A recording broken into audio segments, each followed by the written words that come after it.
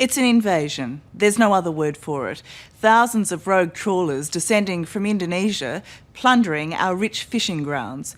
And they're so brazen about it, making a mockery of the term border security. True, the Navy's doing what it can, and the federal government's pouring hundreds of millions of dollars into the fight. But from what I saw in a week on patrol with the Navy, it looks pretty grim. The sheer number of these pirates, the vast distances, the huge profits all conspire against us. And it's not just about fishing up north. The security and safety implications for the whole nation really are quite frightening. Fishing vessel, this is Australian warship. Stop, aim to, or I will open fire. In the middle of the Arafura Sea, the battle begins. 60 nautical miles inside Australian waters, and we're in hot pursuit of a rogue Indonesian fishing boat. Port 10, steer 020. Warning shots are fired across its bow, but this trawler isn't giving up its precious cargo without a fight. It continues to brandish his spike. To Romeo 11, altering to Port West.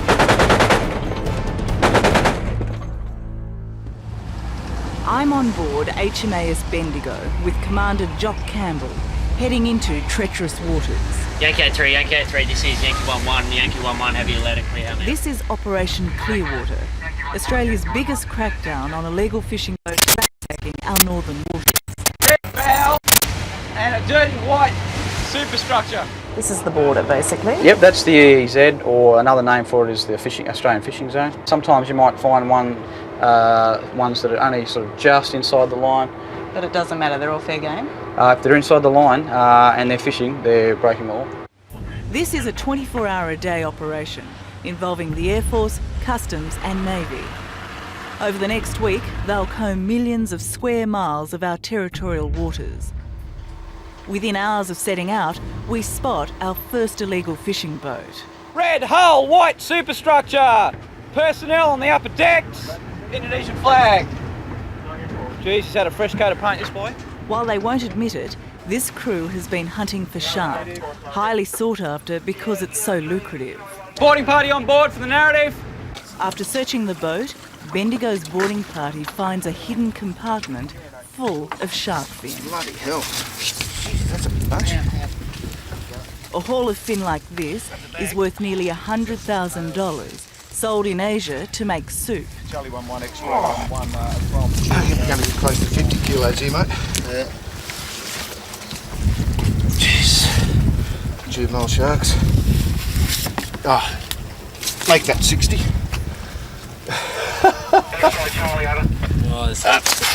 There are thousands of boats like this coming from fishing villages across Indonesia's vast archipelago. Driven out of their own waters by overfishing, these men risk their lives in rickety boats to travel hundreds of nautical miles.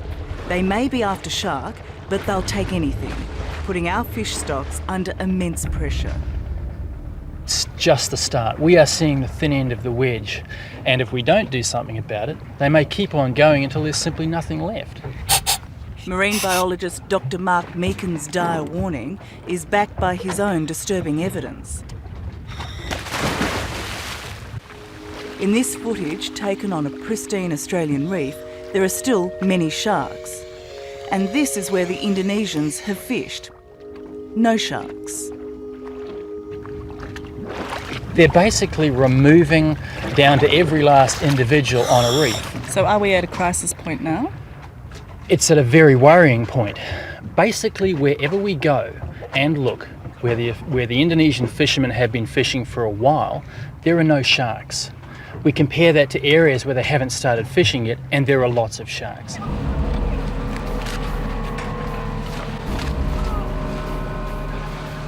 It's the waste and cruelty that makes it so galling. After cutting off their fins, the sharks are dumped overboard. Some still alive. And when they've cleaned out the sharks, they find a new target. What typically happens in these situations is the fishermen take the most valuable resource out at the start, and in this case, that's the sharks. Then they move right on down the food chain, to the next most valuable stock, and in this case it's the snappers. While your commander will normally issue the order to open fire, you always have the right to use appropriate force to protect yourself. So how close are we now? Okay, we're just under 2 miles, and by the look of him, certainly looks like a Type 3 ice boat from here. With shark numbers on the decline, these ice boats are the latest trend, on the hunt for reef fish like snapper, and thought to be funded by crime syndicates. So as much as he can, he's now making a run for it. As much as he can, he's now it appears as though he's making a run for it. Speed of the contact by Arpa. 24 knots. Very good, slow at both engines. Weighed down by its catch, this boat gives up with barely a fight. This is where it starts getting quite tricky, so I'm going to sort of... you do your business. Yeah, this is what I'm going to be doing. So, first member of boarding party on board, give me a...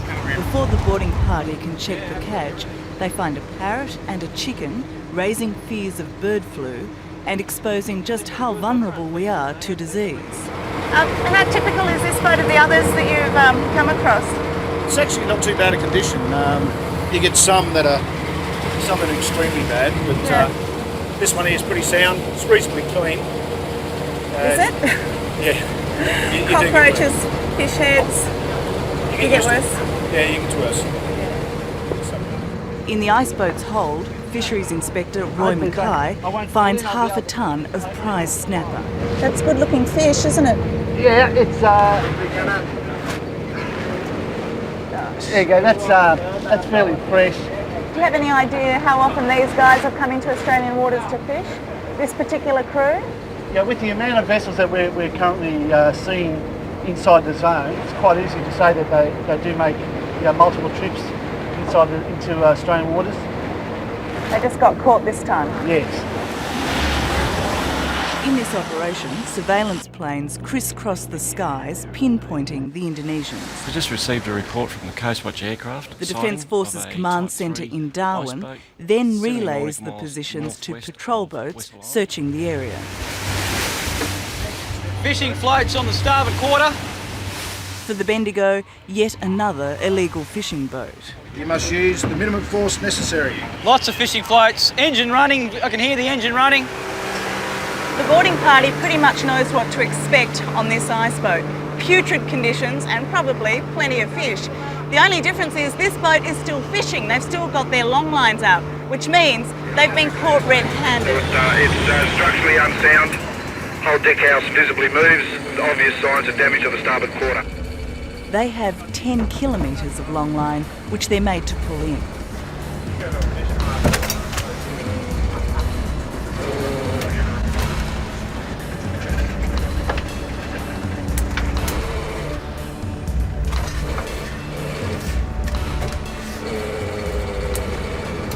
Your fish.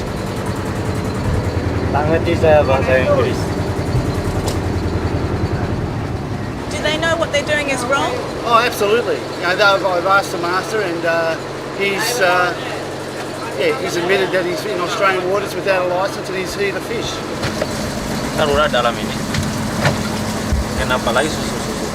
It has come to a head in the last 12 months where we've got something like 8,000 vessels reported being sighted in Australia's top end. They're just the ones that they're seeing. What's so infuriating for local fishermen like Bruce Davey is that while they adhere to strict quotas, for the Indonesians, it's a free-for-all. Do you feel like your livelihood is under threat by these illegal fishermen? Oh, without a doubt, without a doubt. Bruce Davey has been fishing the top end since he was a kid. It's a family business, and from Western Australia to Cape York, they're licensed to catch mackerel, barramundi and shark. Strike!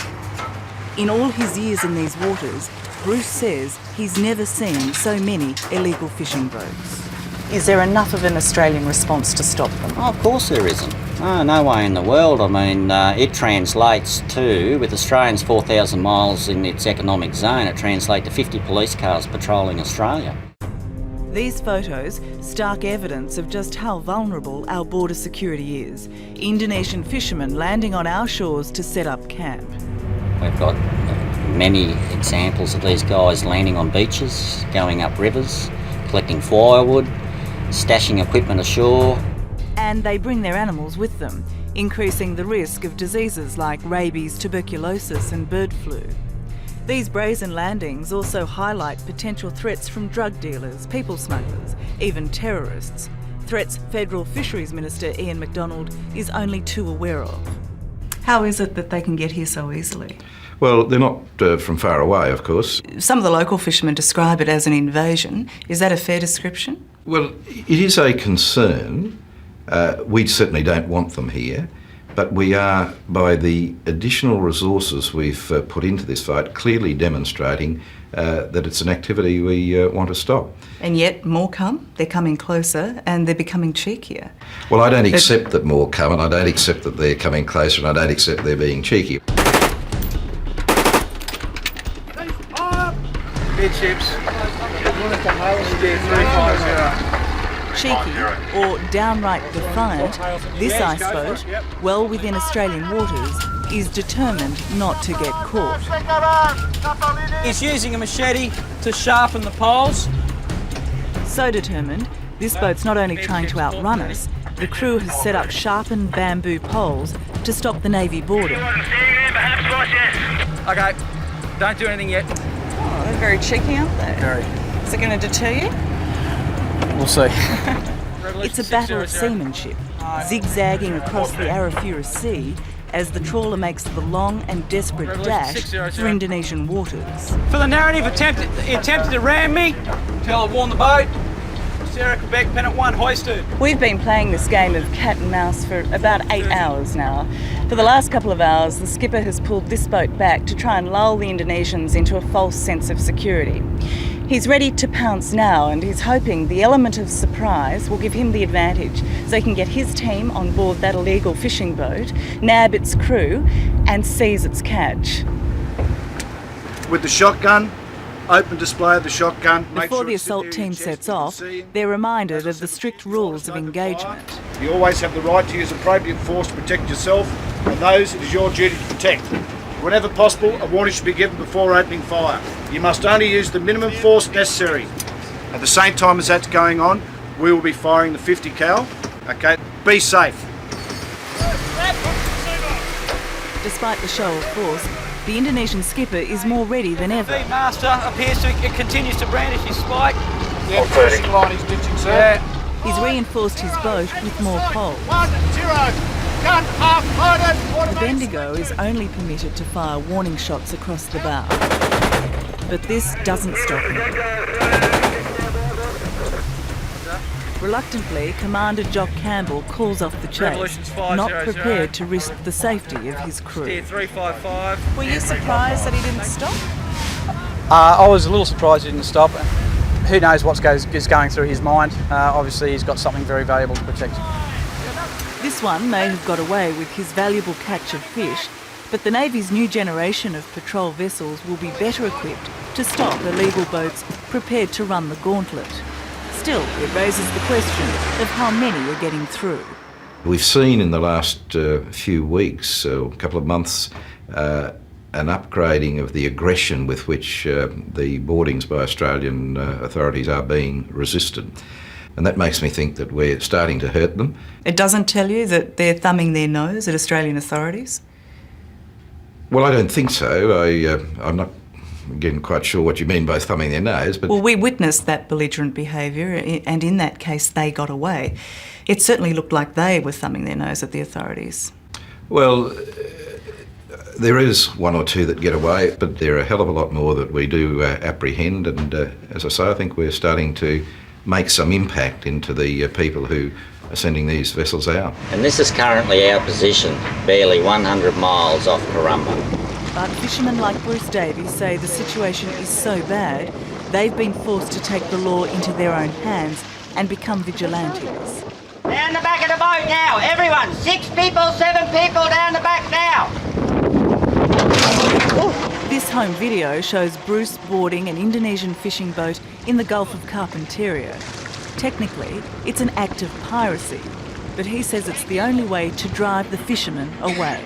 One that we got about 3 weeks ago, it would have been his 7th trip down to that particular spot, and he kept saying, Australia, #1 shark fishing place, you beauty.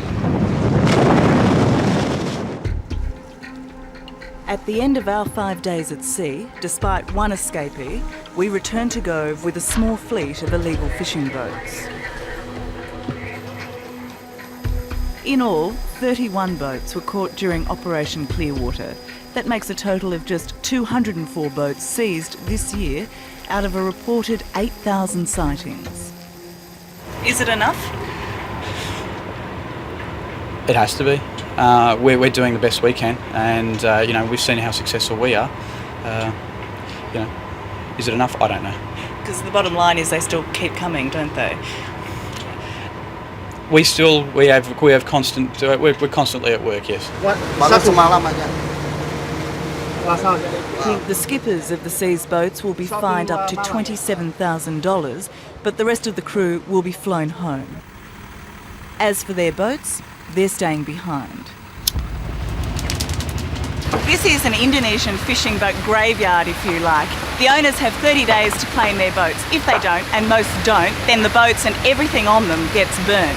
As well as destroying their major asset, the government hopes it gives the illegal fishermen a very clear message: don't come back.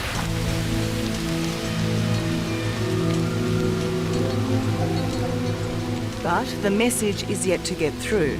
They're coming at double the rate they were 2 years ago, tying up valuable resources and costing tens of millions of dollars. But what choice is there? Unless we stem the tide, Australia's bountiful seas may well become deserts. It's a big concern because in 20 to 30 years' time, Australia, Northern Australia, may be the only place left in Southeast Asia that has reasonably good shark stocks and reasonably pristine reefs. It's not just a concern for us. I believe it's truly a World Heritage issue.